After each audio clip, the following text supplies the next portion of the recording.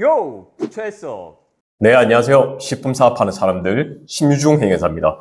오늘 여러분들에게 간략하게 저희가 가장 중요한 환경법에 대해서 설명을 좀 드려볼까 하는데요. 최근에 경기도였습니다. 제가 한 어떤 지자체인지는 얘기는 드릴 수가 없습니다. 자, 이곳에서요.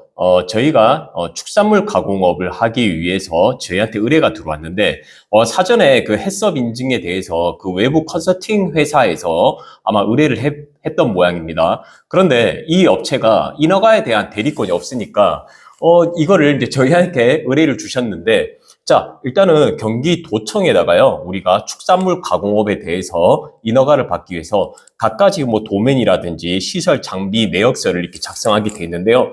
이 화면에 보이신 바와 같이 뭐 각 실에, 예를 들면 뭐 가공실에 뭐 우리가 유니트 쿨러라든지 압축기라든지 포장기라든지 기타 뭐 이런 시설 장비들을 이런 식으로 해서 우리가 작성을 하게 되는데요. 여기서 가장 중요한 걸 이분이 놓치셨습니다. 현재 공장을 새로 지으면서 예를 들면 어떠한 뭐 가공실이라든지 아니면 뭐 우리가 전처리실 또는 우리가 내포장이나 뭐 외포장실 이런 데다가요. 유니트 쿨러를 이렇게 설치를 하셨는데, 자, 우리가 축산물 가공업을 하기 위해서는 작업장의 온도를 15도 이하로 낮춰야 되기 때문에 반드시 유니트 쿨러를 설치를 해서 그 다음에 컴프레셔를 외부에다가 설치를 하게 되어 있습니다. 그러면 이 외부에서 공기가 이제 냉매를 통해서 이제 내부에 이제 차갑게 15도 이하로 이렇게 온도를 맞추게끔 그런 장비가 있는데요. 이 장비는요, 어떻게 보면은 이 압축기에 대한 좀 어려운 내용인데 한번 잘 들어보십시오.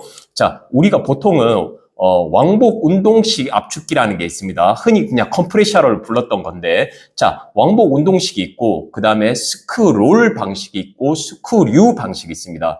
일반적으로는 총 이게 세 가지에 대한 우리 압축기를 사용을 하는데요. 이분께서 20마력짜리, 그러니까 예를 들면 이 작업장이 좀 크다 보니까 그 실내기를 20마력짜리를 쓰신 겁니다. 그런데 우리가 환경법상 규제에 따르면 10마력, 10HP로 해서 이게 이제 우리가 킬로와트 수로 바꾸면 한 7.5킬로와트가 넘는 그거를 넘는 거를 스펙을 사용했을 때는요. 우리가 이거를 배출 시설 설치 신고를 해야 됩니다. 예를 들면 우리 압축기가 바람이 이렇게 막 들어오고 소음이나 진동이 발생하기 때문에 환경법에 대한 규제가 엄격합니다.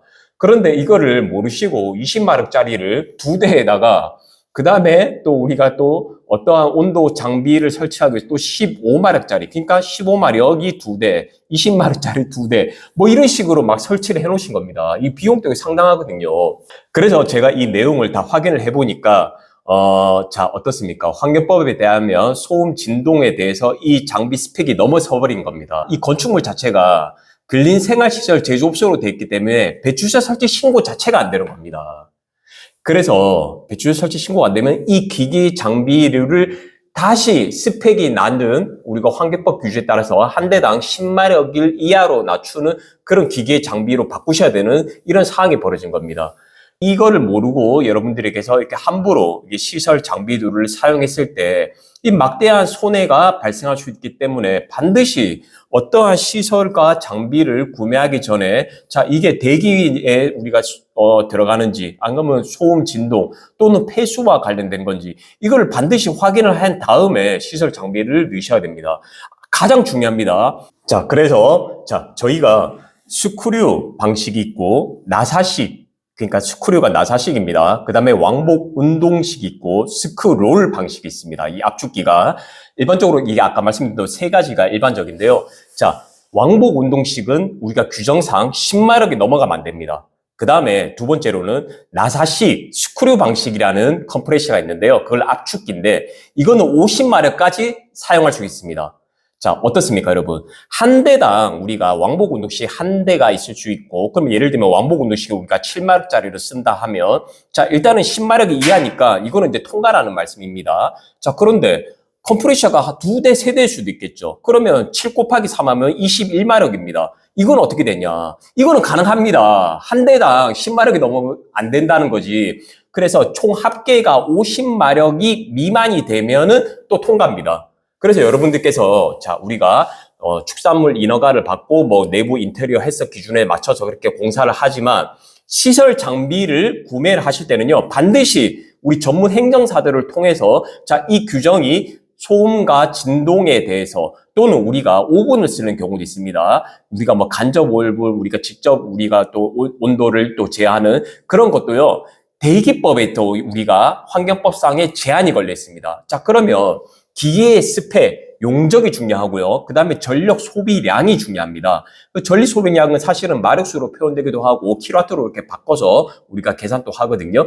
그래서 다시 말씀드리면 모든 우리가 시설 장비류를 구매하시기 전에 반드시 우리 기계를 보면 뭐 우리가 카탈로그라든지 아니면 우리 기계의 현판, 뭐 사이드라든지 뒷면에 현판이 다 붙여져 있습니다. 이런 거를 반드시 확인하신 다음에 이것이 과연 현재 우리가 제조업소로 하려고 하는 곳에서 배출 시설 설치 신고를 가능하다 하면 10마력 이상이 되는 거를 사용하셔도 상관이 없습니다. 그러나 일반적으로는요, 배출시설 설치 신고하는 절차가 비용도 들고 또 절차가 까다롭기 때문에 웬만하면은 우리가 그 컴프레셔의 기준을 환경법상 우리가 기준 아래로 설비를 갖추시는 게 우리가 인허가를 받기도 용이하실 겁니다.